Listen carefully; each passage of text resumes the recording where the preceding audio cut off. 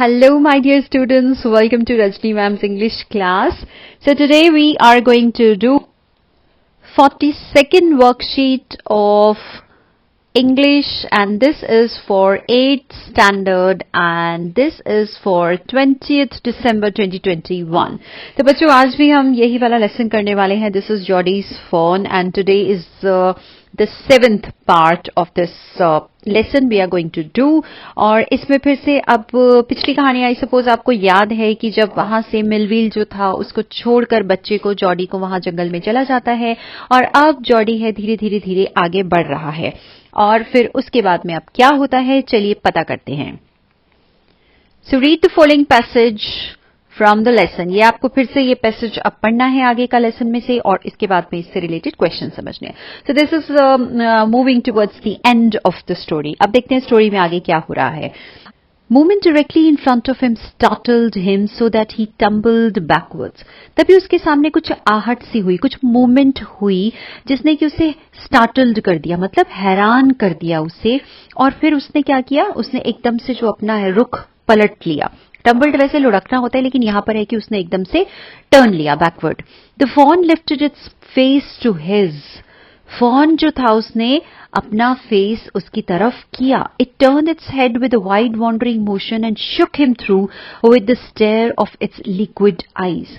उसने अपना जो हेड था वो एक मोशन करके, एक वाइड सी मोशन करके, एक मूवमेंट करके उसने उठाया और उसने जैसे अपनी लिक्विड आईज से जॉडी को घूरा, स्टेयर किया, तो जैसे जॉडी जो था वो अंदर तक हिल गया है ना. इट वॉज क्विवरिंग और वो शिवर कर रहा था. It made no effort to rise और रन. उसने वहां से, अब उसे कोई दिख गया वहां पर सामने तो उसे लगा कि मुझे भी कोई मार ना दे, लेकिन उसने वहां से भागने की या कहीं और ऊपर की तरफ अपना उठाने की से कोई उसने एक एफर्ट किसी तरह का नहीं किया. Jody could not trust himself to move.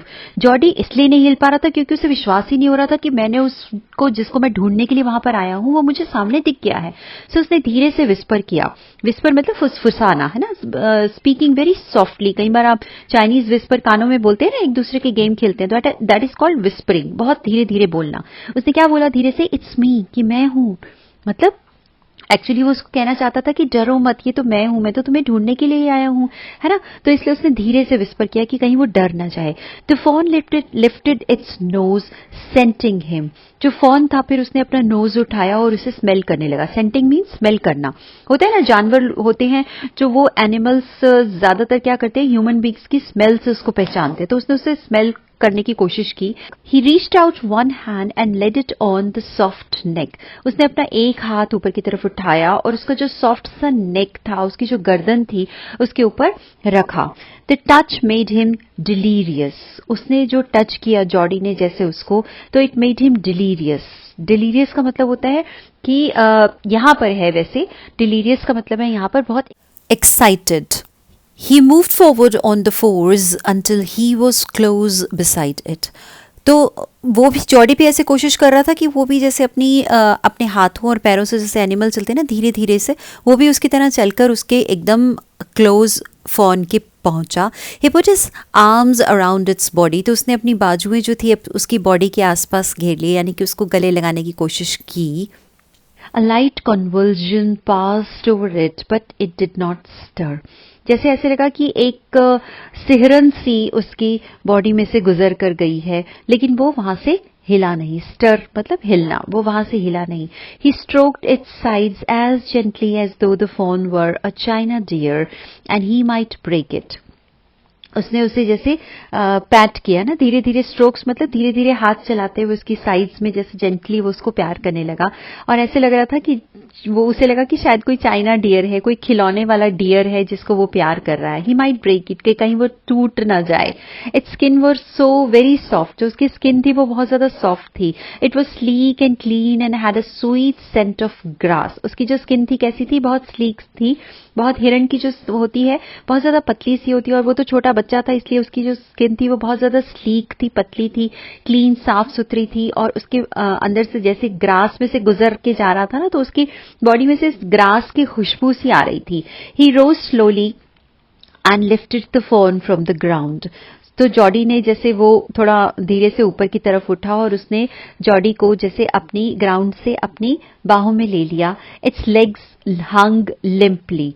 होता है ना जब आप किसी एनिमल को जिसकी लेग्स नीचे की तरफ जैसे लटक जाती है तो उसको उसने गोदी में उठाया तो उसकी जो लेग्स थी जैसे वो जमीन से ऊपर ऐसे लटक गई जैसे हवा में. दे वर सरप्राइजिंगली लॉन्ग. उसे लगा नहीं था कि इतनी लंबी लेग्स होंगी, लेकिन उसके लिए वो हैरानी की बात थी कि उसकी लेग्स बहुत लॉन्ग थी. And he had to hoist the fawn as high as possible under his arms. तो कि टांगे उसकी जमीन से ना टकराएं, तो इसलिए उसने उसे ऊपर की तरफ उठा लिया. जितना भी वो खुद भी छोटा बच्चा था, तो जितना वो उससे ऊपर की तरफ अपनी बाहों में उठा सकता था, तो उसने उसे ऊपर की तरफ उठा लिया. इसका मतलब है कि फॉन अब उसको अल्टीमेटली मिल गया and he was very happy. लेकिन दोनों के अंदर ही एक डर सा भी था क्योंकि दोनों एक दूसरे से बहुत कभी मिले नहीं थे. तो ये सारा जो पिक्चराइजेशन है यहाँ पर इस टेक्स्ट के थ्रू बहुत ब्यूटीफुली यहाँ पर डिस्क्राइब किया गया है. सो आई होप आपको अच्छे से ये पैसेज समझ में आया है. यहाँ पर कुछ डिफिकल्ट वर्ड्स हैं. I give you the meaning at the end of the video. तो आप वहां पर उन वर्ड मीनिंग्स को अच्छे से नोट कर लेना, उनको लर्न कर लेना और उनके स्पेलिंग्स भी अच्छे से लर्न कीजिएगा. ऑलराइट, तो चलिए यहाँ पे पहला जो इसका पार्ट है वो देखते हैं. फर्स्ट आपका पार्ट है, now complete the following sentences using the hints. कुछ हिंट्स दिए हुए हैं, आपको कंप्लीट करना है. पहला वाला देखिए क्या है. Dash turn its head with wide wondering motion. किसने अपना हेड जो था वो टर्न किया था वाइड वॉन्डरिंग मोशन से? Yes, the fawn lifted its face to it and it turns its head. तो किसने लिफ्ट किया था? फॉन ने लिफ्ट किया. तो विल राइट हियर फॉन. ठीक है, सो यहां पर हम लिख देंगे फॉन. उसके बाद नेक्स्ट है डैश विस्पर्ड इट्स मी. तो किसने विस्पर किया था? ही कौन है यहाँ पे? जॉडी है ना. जॉडी ने कहा कि फुसफुसाया कि मैं हूं, डरो मत, है ना. तो जॉडी यहां पर आ जाएगा. So will write here Jordi. And the third one is dash were surprisingly long and he had to hoist the fawn as high as possible under his arms. Legs किसकी लॉन्ग थी? Jordi की या fawn की? Fawn की legs बहुत लंबी थी, इसलिए उसने उसे जमीन से ऊपर उठाने के लिए अपनी बाजुओं को भी ऊपर कर लिया जितना वो कर सकता था. So fawn's leg is the correct answer. ठीक है बच्चों, तो ये हो गया हमारा B part complete. Now will come to C part. Now the C part is answer the following questions. यहां पर कुछ 2 क्वेश्चन आपको दिए हुए हैं, इनके आपको जवाब देने हैं. पहला है it made no effort to rise और रन, हु इज इट. उसने ऊपर उठने की या भागने की कोशिश नहीं की, तो इट कौन है? कौन is it in this sentence? ठीक है, it is fawn in this sentence. इस वाक्य में इट जो है वो फॉन है. उसके बाद नेक्स्ट वाला है how is the fawn's skin. Fawn की स्किन कैसी थी? देखो यहां पर क्या लिखा हुआ था, यहां पे हमने पढ़ा था ना, यहां पे स्किन वॉज वेरी सॉफ्ट थी, स्लीक थी और क्लीन थी. Soft, sleek and clean. So वही हम नीचे लिख देंगे बस.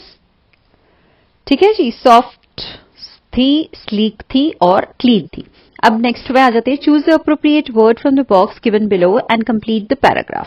अब यहाँ पे आपको कुछ वर्ड्स दिए हुए हैं, नीचे आप देख रहे हैं यहाँ पे ये वाले वर्ड्स दिए हुए हैं यहाँ पे, और आपको इस पैराग्राफ में इनको वर्ड्स को भरना है. This paragraph is about taking care of animals. ठीक है, ये जनरल पैराग्राफ है. आपको उसको मतलब तो आपने समझ ही लिया है कि किस तरह से पेट्स का हमें ध्यान रखना है, उन्हें क्या चाहिए. तो बस अब अपनी सूझबूझ से इनको हमने फिल करना है. ठीक है, pets need care and dash to keep them healthy dash and safe. Pets को केयर के साथ तो ज्यादातर ना पता है लव एंड केयर हम लोग वर्ड जो है वो यूज करते ही हैं. So I can see the word love here. So यहाँ पर तो आ जाएगा लव एंड केयर चाहिए उन्हें. टू कीप देम, ताकि वो क्या रह सके? हेल्दी रह सके, डैश रह सके और सेफ रह सके. तो देखो यहाँ पे फिट भी आ सकता है वर्ड और हैप्पी भी आ सकता है ना, ताकि वो हैप्पी और हेल्दी बन सके. या हैप्पी हेल्दी, तो वैसे हेल्दी और फिट सिमिलर मीनिंग हो जाता, तो यहाँ पे जरूर हैप्पी आएगा. ठीक है, to keep them healthy, happy and safe. ठीक है, एक बार पहले समझ लेते हैं, उसके बाद में लास्ट में एंड में हम पूरा भर देंगे. हो सकता है कि कोई वर्ड जो है थोड़ा इधर उधर हमें करना पड़े. तो आप भी एक बार पहले पैराग्राफ को पढ़ लिया करो, मीनिंग को समझ लो and then you fill the blanks. They need healthy dash, clean and fresh dash and a comfortable place to dash. अब उन्हें हेल्दी तो डेफिनेटली उन्हें हेल्दी तो फूड चाहिए होगा. क्लीन और फ्रेश उनको पानी, वाटर चाहिए. और कंफर्टेबल प्लेस चाहिए डेफिनेटली टू स्लीप, सोने के लिए. Most pets also require regular exercise to stay. अब स्टे फिट तो भाई यहां पर आ गया, इसका मतलब कि यहां पर तो फिर हैप्पी ही आना है. तो इतना तो हम भर ही देते हैं, ये तो क्लियर हो गया. ठीक है, तो ये वाले तो हमने सारे फिल कर दिए। और इसके बाद है most important factor in taking care of animals is making a commitment to them. सबसे इंपॉर्टेंट फैक्टर्स जो एनिमल्स की देखभाल के लिए जरूरी है वो है कि कमिटमेंट, उनके लिए पूरा कमिटमेंट। ऐसा नहीं है कि आप उन्हें घर पर लेकर आए हैं कि आपको मजा तो आ रहा है उनको अपने घर पर रखने में, लेकिन आप उसका ध्यान नहीं रखने हैं। तो पूरी तरह से शिद्दत से उनका ध्यान रखने का जो कमिटमेंट है, वादा है, वो बहुत जरूरी है। क्यों? क्योंकि they are living sentient dash, वो भी लिविंग यानी कि जिंदा, सेंटिएंट जिनके सेंटिमेंट्स होते हैं, क्रीचर्स हैं, है ना, ऐसे जीव हैं जो कि जिंदा हैं। तो एक्सेसरीज नहीं है वो, जैसे सजावट का कोई सामान नहीं है कि उन्हें घर पर ले आए, आप उनसे खेल रहे हैं, कूद रहे हैं, लेकिन आप उसका ध्यान नहीं रख रहे, तो they are not like accessories. So sentient creatures, they need dash food, veterinary care and training. उन्हें भी क्या चाहिए? यहां से हमारा इसमें क्या बच गया? दे नीड अटेंशन, ध्यान उनका रखना चाहिए, फूड चाहिए, उन्हें खाना चाहिए, वेटरनरी केयर, अगर डॉक्टर की जरूरत पड़े तो डॉक्टर के पास लेके जाना। वेटरनरी जो डॉक्टर्स होते हैं जानवरों के, उन्हें वेटरनरी डॉक्टर कहते हैं।